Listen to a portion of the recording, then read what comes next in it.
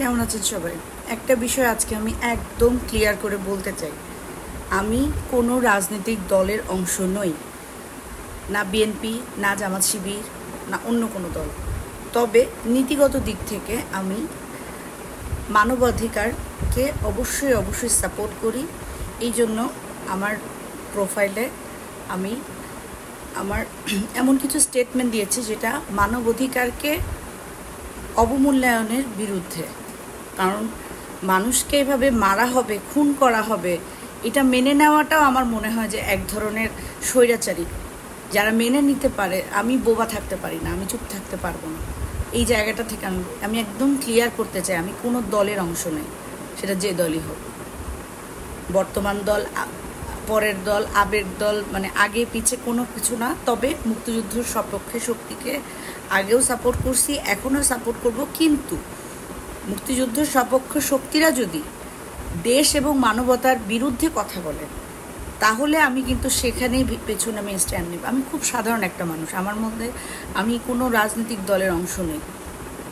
আমার কাছে মনে হয়েছে যে যা হচ্ছে সেটা ঠিক হচ্ছে না, এবং আদালতেও এটা নিয়ে কথা হয়েছে যে যেখানে সেখানে মানুষকে গুলি করা হচ্ছে, মানুষের মানবাধিকার ক্ষুণ্ণ করা হচ্ছে, জানলা দিয়ে উকি দিলে গুলি লাগছে, বারান্দায় গেলে গুলি লাগছে, ছাদে গেলে গুলি লাগছে।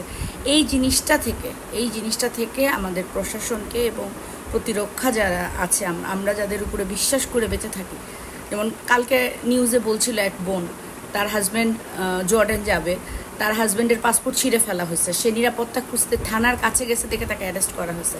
সত্য মিথ্যা আমি যাচাই বিচার করতে যাচ্ছি না, কারণ আমি আদালতও না, আমি বিচারকও না।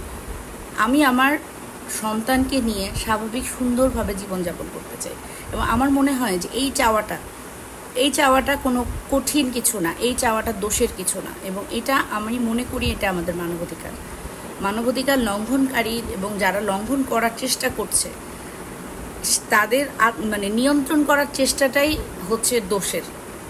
স্বাধীন দেশের স্বাধীন নাগরিক আমরা। গণতন্ত্র এই জন্য প্রতিষ্ঠিত হয়নি, বঙ্গবন্ধু সোনার বাংলা এই জন্য প্রতিষ্ঠিত হয়নি যে যেখানে এইভাবে মানে মানুষ মারা হবে দিনে দুপুরে। এই বিষয়টা থেকে, এই নীতিটা থেকে, এটা থেকে বের হয়ে আসতে হবে। আলহামদুলিল্লাহ সব কিছু স্বাভাবিক হচ্ছে, আমিও চাই সব কিছু স্বাভাবিক হয়। স্কুলগুলো খুলে দেখ, কলেজ ইউনিভার্সিটি সব খুলে দেখ, এবং স্বাভাবিক জীবনে চলে যেতে চাই। এই জটিলতা আর ভালো লাগছে না আসলে। চারিদিকের এই সহিংসতা, চারিদিকের এই আক্ষেপ, ক্ষোভ, একজন আরেকজনকে আক্রমণাত্মক আচরণ। আমি কখনোই শিবির করিনি, আমি কখনোই জামাত করিনি, আমি কখনোই বিএনপি করিনি, বা অন্য কোনো দলের কথা আমি বলতে চাইবো না। কোনো দলের নামই আমি আনবো না। আমি আমার মতো করে আমার জীবনটা আমি পরিচালনা করতে চাই, নিজে ভালো থাকতে চাই এবং আশেপাশের মানুষগুলোকে ভালো রাখতে চাই। এই একটা উদ্দেশ্য থেকে আমার ভিডিওগুলো বানানো। যারা ভিডিও করছে না, আপনার তাদেরকে নিয়ে একটা দল আছে সমালোচনা করছেন যে এত বড় বড় ব্লগার, এত ভিউয়ার্স, কেন তারা ভিডিও করছে না বা ব্লগিং করছে না। আমার ভিডিও, আমার কিন্তু ফলোয়ার খুবই কম, আমার ভিডিওর ভিউ যে অনেক বেশি হয় তা কিন্তু না। কিন্তু আমরা যারা প্রতিবাদীমূলক ভিডিও দিচ্ছি তারাও যে খুব ভালো আছে তা না।